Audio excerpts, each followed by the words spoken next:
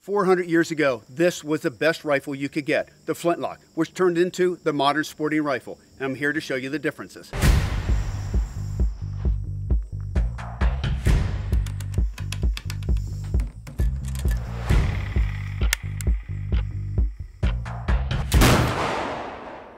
I'm not going to tell you, but I have an idea who just won. So which round do you think is more accurate or more devastating out to 100 yards? The traditional round ball or the modern cartridge chambered in .308? Well, without the round ball, we would have never gotten to the modern cartridge, and that's because it all started in the 1600s with the Flintlock rifle. This gun then became the cap lock, which ultimately led to the evolution of the modern sporting rifle. Now, back in 1970, Thompson Center reintroduced a Flintlock rifle called the Hawken. And in 1972, when the Jeremiah Johnson movie came out with Robert Redford, the popularity of this gun skyrocketed, all the new muzzleloading seasons were spawned, and the development of the sport of muzzleloading continued. But this tradition is what drove the innovation for the modern sporting rifle. So this is the Icon Warlord, and I personally have shot this gun out to 1,700 yards. And yes, the development of optics have helped. Obviously, evolution in the cartridges has helped drive all of this innovation. But what do you think is more accurate at 100 yards? The round ball or the modern cartridge? So the basics on a Flintlock is you have a frizzen and you have a flint. You put your priming compound here in the pan and you would snap that shut because you're creating a spark. So think about when you're lighting a fire, when your dad was teaching you or you're in the Boy Scouts on how to start a fire. Not everything was a lighter. You had a flint and steel. That's exactly what you have here. You have a flint that snapped, that hits the steel, creates a spark. But you need very, very fine powder. So this is 2F, which will go in the barrel. See, FFG. And this is 4F, so this is finer. So here's the difference between the two. So look at how fine that powder is right there. And this is 2F. This is what goes in the barrel itself. You can see there, same compound, but see, that's a lot finer than that. So this is what goes in the pan, this is what goes in the barrel. So with muzzle loading, you're assembling the cartridge inside the barrel. So you can tell one of the disadvantages you have being a muzzleloader hunter is you have a lot of stuff. You have that powder measures and flasks and swabs and priming powder, depending on whether you're shooting an inline or a flintlock or a cap lock. But that's also part of the romance of it. It's kind of like shooting a bow, right? How fun would it be shooting a bow without releases and sights and rests and vanes, so all those little things that go in to make an archery fun, make muzzleloading fun. So muzzleloaders are manufactured with different bore sizes. The most common is a 50 caliber muzzleloader. Now 50 caliber means it's a 1/2 inch diameter. Now this is 58 caliber. So a lot bigger projectile. The reason I like to shoot 58 caliber is I can shoot a heavier round ball, 280 grains, to provide more energy and knockdown power. All right, swab the barrel out. It's clean. The gun's already being cleaned and stored. Let's assemble the charge. Fire shot off. So we're shooting 90 grains of 2F right now, which is a standard charge. You can shoot more, you can shoot less. It really comes down to the accuracy, the range, and how big the animal is that you're pursuing. Okay, you got your pre-lubed patch. This is called a pillow ticking patch. So we'll press this in here. You know, you wonder how people kept their head on their shoulders when they were fighting in the Civil War, fighting battles, Indians charging, game running, and this is what you had to do. Pour the powder down, take the patch, take the ball, put it down, tamp it down, prime the powder. That's not like a racket of bolt. All right, here goes nothing. That was pretty cool. So you can tell there's always a delay with a flintlock.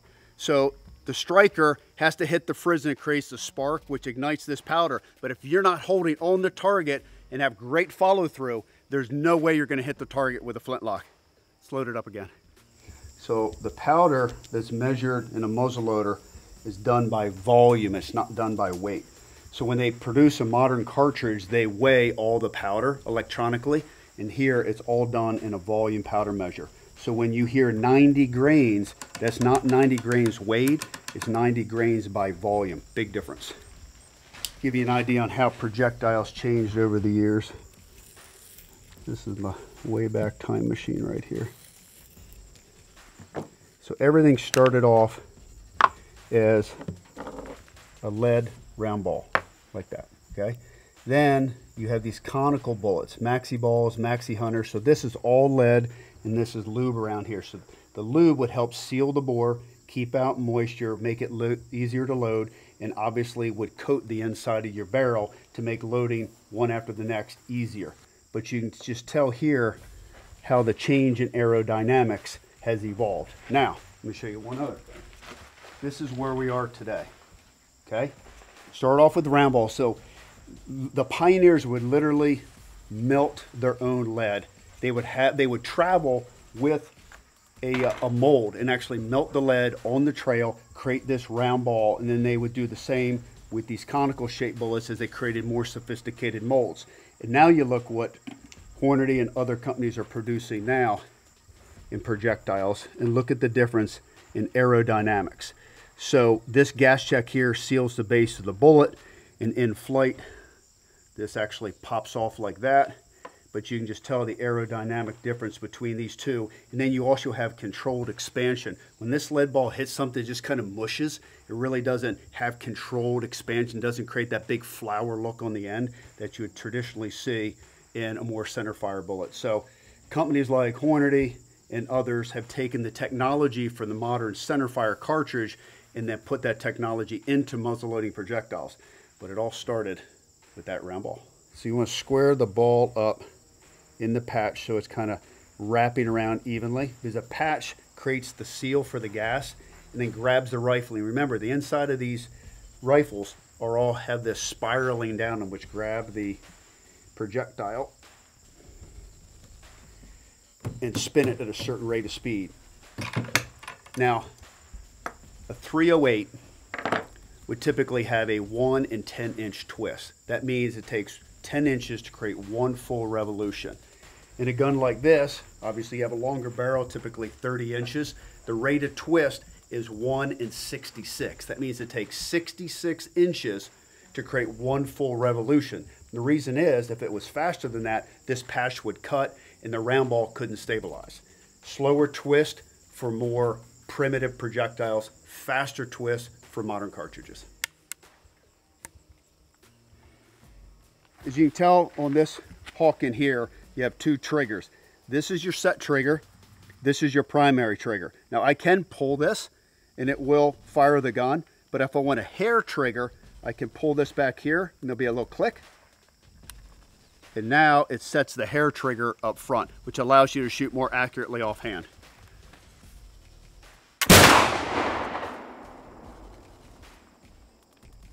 Ha! 1 inch from the bullseye. That's pretty good for shooting offhand with a flintlock. Question is, how well can I shoot at 100 yards? Let's go see. All right, this doesn't require a lot of explanation. TC Icon, chambered in 308, bolt action, modern sporting rifle, magazine fed.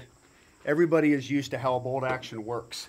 Same principles really as a flintlock, but everything is contained within the cartridge, which obviously simplifies it and increases accuracy and performance. 100-yard group. So it's nice having a bipod here. I can adjust the length of it. Again, another modern convenience that the pioneers never had. And of course, the big advantage is the scope. 18, it almost feels like cheating now.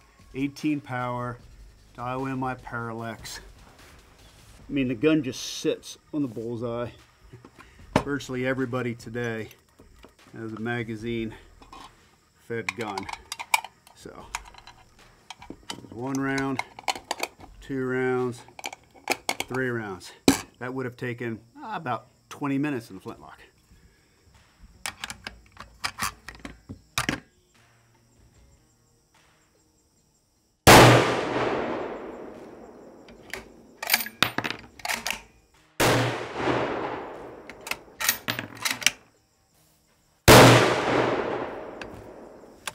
That's impressive. That's gonna be hard to beat with a flintlock. course, the size of the round ball is about the size of the entire group shot out of the 308. So maybe I'll just shoot one shot.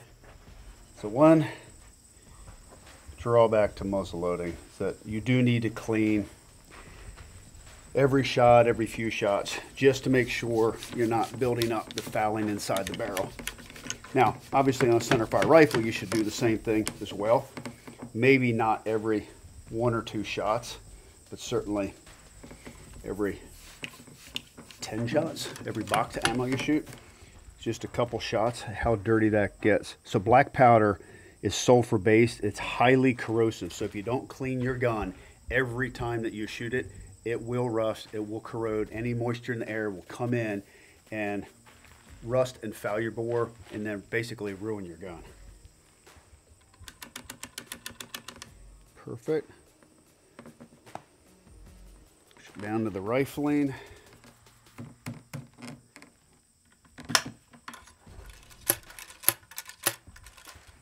So there will be a trajectory difference between the 308 and the round ball. One big reason, so these weigh 168 grains. This weighs 280 grains. It's a lot tougher to aim with iron sights than it is with a scope, especially an 18 power scope. At 100 yards, I literally can keep the crosshair solid inside that 1-inch diamond with this here. So the Hornady target, there's a bullseye, but then there's 4 little squares. I'm literally just putting it in between 4 squares, like holding it on the size of a pie plate, hoping that I can do that consistently to group. Fire in the hole.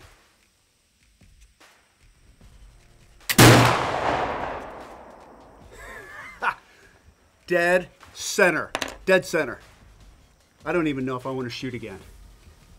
Before I shoot a second time, we got to walk out. You can see the 58 caliber hole right now, and it's right, I want to say, in the same group as a 308. Unbelievable for 100 yards, unbelievable. All right, so here's a 3-shot group with the 308. There's my first shot at 100 yards, right on top of the 308 group. Now, think about this. This is amazing. This is with an 18 power scope.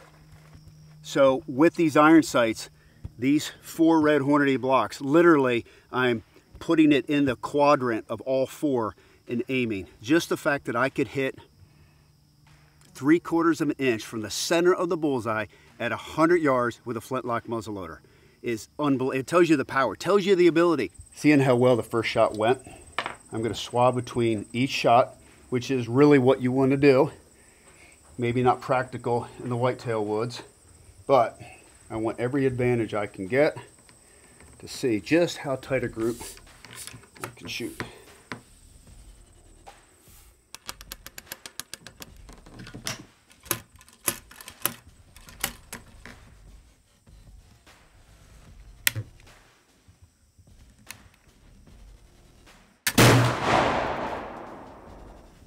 Okay, not bad.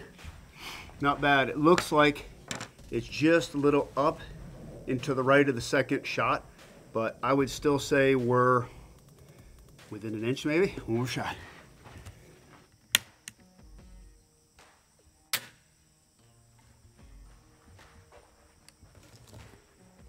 Oh boy.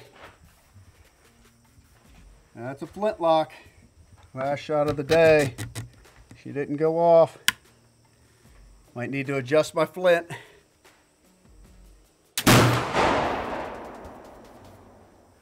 All right, let's see what the group size is. I'm not going to tell you, but I have an idea who just won. Here's the group. So the last shot, center of the diamond.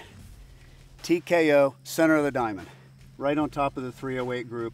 My second shot was a little high. That absolutely could have been me. The sight picture, how I pushed into the shoulder. But I'm looking at this. I've got an 1.5 inch group with the Flintlock versus a 1/2 inch group with the Icon 308 with an 18 power scope. I think I'll call this a draw.